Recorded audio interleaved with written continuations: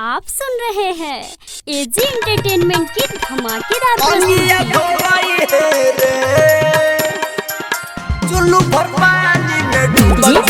कंचन राज हाजीपुर वैशाली।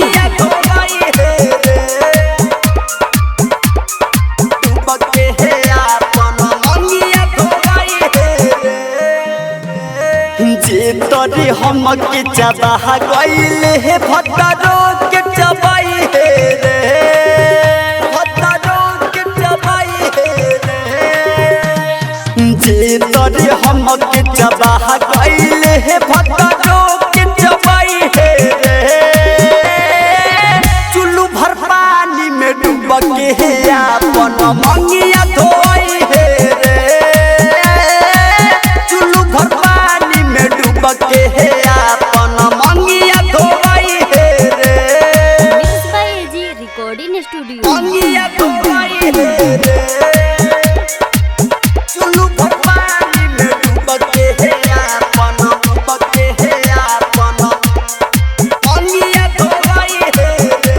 हमारा के नजर से दूर कैले करे गोदी जाके झूल गइले अपने कल हले शादी रे। हमारा के कहले अपराधी रे, कहले अपराधी। हमारा के नजर से दूर कैले करे गोदी जाके झूल गइले अपने कल हले शादी रे। हमारा के कहले अपराधी रे। हरे जीवन मन करते हैं मनया अपन जिंदगी बिताई हे रे। चुल्लू भर पानी में डूब के हे अपन मंगिया धोई हे रे। चुल्लू भर पानी में डूब के हे अपन मंगिया धोई हे रे। आप सुन रहे हैं एजी एंटरटेनमेंट की धमाकेदार प्रस्तुति।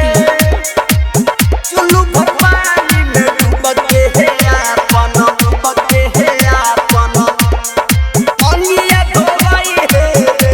कहता रे दुनिया के रीत रहे तो का झूठ कइल मोरा प्रीत रहे। हमारा अपना तनिको मोहइले रे।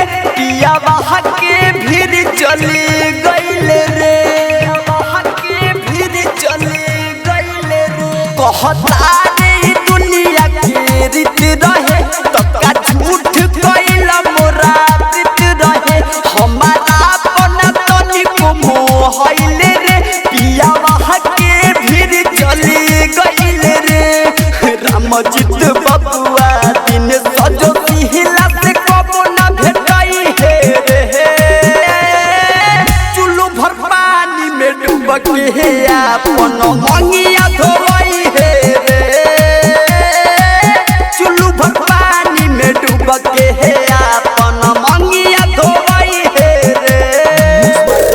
एजी रिकॉर्डिंग स्टूडियो रोशनपुर सपहा।